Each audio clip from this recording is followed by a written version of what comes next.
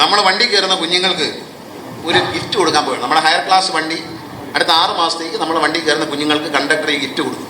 ഈ ഗിഫ്റ്റ് എന്ന് പറയുന്നത് ഇതിനകത്ത് കുറച്ച് ബലൂണുണ്ട്, ഇതിനകത്തൊരു ബുക്കുണ്ട്, പടം വരച്ച് കുഞ്ഞുങ്ങൾക്ക് വണ്ടി ഇരുന്ന് പടം വരയ്ക്കാനാണ്. ക്രയോൺസ് ഉണ്ട്, വരയ്ക്കാനുള്ള ക്രയോൺസ് ഉണ്ട്. ഊതി വിരിപ്പിച്ചാൽ ഐ ലവ് KSRTC എന്ന് കാണിക്കുന്ന ബലൂൺ. പിന്നെ 4-5 മുട്ടായി ഉണ്ട്. ടിഷ്യൂ പേപ്പർ അമ്മയ്ക്കും കുഞ്ഞിനും ഉപയോഗിക്കാം. ടിഷ്യൂ പേപ്പർ അച്ഛനും ഉപയോഗിക്കാം. ഇത് നമ്മൾ കുഞ്ഞുങ്ങൾക്ക് കൊടുക്കും. ഇത് സ്പോൺസർഷിപ്പാണ്. എസ്ക്രോസ് എന്ന കമ്പനിയാണ് നമ്മൾ സ്പോൺസർ ചെയ്യുന്നത്. 6 മാസത്തേക്കുള്ള സാധനം അവർ തരും.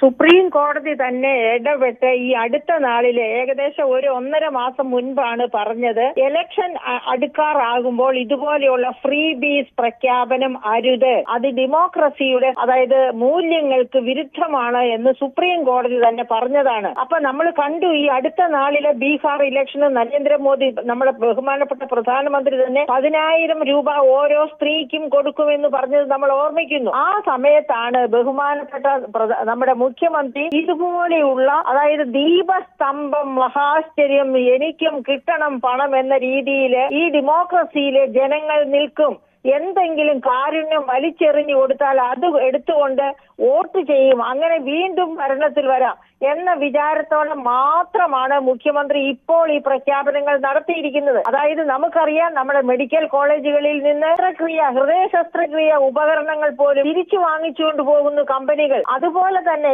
അതായത് 5 പ്രധാനപ്പെട്ട രോഗങ്ങൾക്കുള്ള കാരുണ്യ ലോട്ടറി സിസ്റ്റത്തിൽ നിന്ന് ഇൻഷുറൻസ് സിസ്റ്റത്തിൽ നിന്ന് ആശുപത്രികൾ പിന്മാറുന്നു. ഇങ്ങനെ നമ്മൾ നോക്കുമ്പോൾ സ്കൂളുകൾ കെട്ടിടങ്ങൾ പൊളിഞ്ഞു വീഴുന്നു. അങ്ങനെ എന്തൊക്കെ അപകടങ്ങളും എന്തൊക്കെ അപഖ്യാതികളുമാണ് നമ്മൾ കേൾക്കുന്നത്. ഈ പ്രഖ്യാപനങ്ങൾ നടത്തിയതിൽ തെറ്റുണ്ടെന്ന് ഞാൻ പറയുന്നില്ല. അത് പക്ഷേ ഭരണത്തിൽ കേറിയ ആരംഭത്തിൽ നടത്തണമായിരുന്നു, അത് കൃത്യമായിട്ട് കൊടുക്കുകയും ചെയ്യണമായിരുന്നു. എങ്കിൽ ഈ ഗവൺമെന്റിന്റെ ക്രെഡിറ്റ് ആയിട്ട് നമുക്കത് ഉയർത്തിക്കാട്ടാൻ പറ്റുമായിരുന്നു. പക്ഷേ ഇത് ഇറങ്ങിപ്പോകുന്നതിന്റെ തലേന്ന് ഇവിടെ ഈ ക്ഷേമ പെൻഷൻ വാങ്ങുന്നവർക്ക് തന്നെ അറിയാം അവരെത്ര മാസങ്ങൾ ക്ഷേമ പെൻഷൻ കിട്ടാതെ മരുന്ന് വാങ്ങാൻ നിവൃത്തിയില്ലാതെ കഷ്ടപ്പെട്ടുവെന്ന്. അത് 60 വയസ്സിന് മുകളിലുള്ളവർക്കാണ് കൊടുക്കുന്നത്. എന്നിട്ട് പോലും അത് മുടക്കം വന്ന അവസ്ഥ നമുക്കറിയാം. അത്ര വലിയ ധനപ്രതിസന്ധിയായിരുന്നു ഇവിടെ ഉണ്ടായിരുന്നത്. പറഞ്ഞതുപോലെ എങ്ങനെയും 3-ാം വട്ടവും ഭരണം പിടിച്ചെടുക്കുക, അത് മാത്രമാണ് പാർട്ടിയുടെ ലക്ഷ്യം.